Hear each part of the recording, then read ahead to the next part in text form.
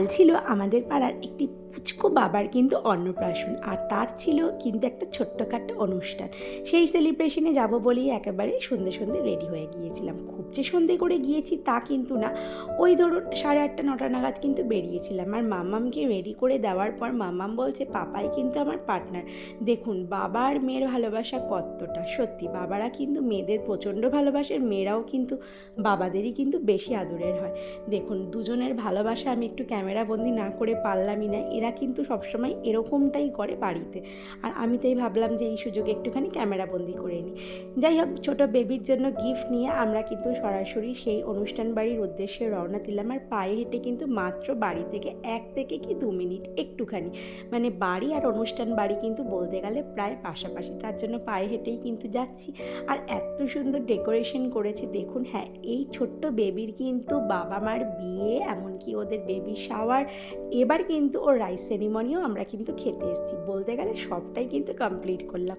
এরপর হয়তো বেবির জন্মদিনটাও আমরা খাবো। হ্যাঁ, 1 বছর হলে পরে। এখন কিন্তু বেবির বয়স প্রায় 6 মাস, আর এখন কিন্তু ওর এই অন্নপ্রাশনটা হচ্ছে। আসার পর কিন্তু আমাদের সোনা বাবাকে গিফটটা দিয়ে এসে একটুখানি পকোড়া খাবো বলে চলে এসেছিলাম। মাম্মাম প্রচণ্ড বায়না করছিল যে চিকেন পকোড়া খাবে, আর ছোট্ট বেবি যেহেতু ঘুমাচ্ছিল তার জন্য না আর কোনো রকম ফটো বা ভিডিও নিতে পারিনি। তারপর আমরা স্ন্যাক্স খাওয়ার পর এই দেখুন বলতে বলতে কিন্তু উঠে গেছে।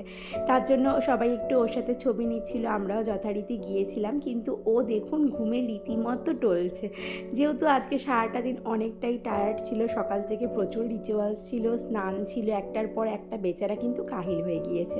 তারপর মামাম খেতে বসার আগে আবদার আমাকে আইসক্রিম দিতে লাগবে, তার জন্য প্রথমেই ওকে কিন্তু আইসক্রিম দিয়ে দিলাম।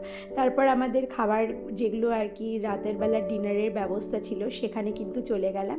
আর বসে খাওয়ারই কিন্তু ব্যবস্থা ছিল, এটা কিন্তু আমার কাছে খুবই সুইটেবল লাগে বুফের থেকে।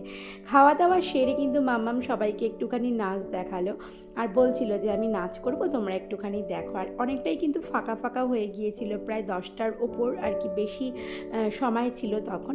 এখানে মামা মামার সাথেও একটুখানি ডান্স করে নিল, আমি একটুখানি ফটোশ্যুট করে নিলাম। আর যে কোনো অনুষ্ঠান বাড়িতে গেলে না বেশ কয়েকটা সুন্দর সুন্দর ফটো রিলস এগুলো না নিলে কিন্তু ভালো লাগে না। সব শেষে কিন্তু এই সোনা বাবাকে একটুখানি টাটা বাই বাই করে দিলাম, তার কারণ ও না মানে ঘুম ঘুম ভাব, আর সবাই প্রচণ্ড বিরক্ত করছে বলে ওকে কিন্তু এইভাবে রাখা হয়েছিল। আপনারা ওকে অনেক অনেক আশীর্বাদ করবেন, ও যাতে বড় হয়, ভালো থাকে, সুস্থ থাকে। চলুন আজকের মিনি ব্লগটা আপাতত এইটুখানি। কেমন লাগলো অবশ্যই কিন্তু জানাবেন, ভালো লাগলে লাইক করবেন, কমেন্টস করবেন, আর আমার চ্যানেলটা সাবস্ক্রাইব করে আমাকে মোটিভেট করে অবশ্যই কিন্তু আমার পাশে থাকার চেষ্টা করবেন।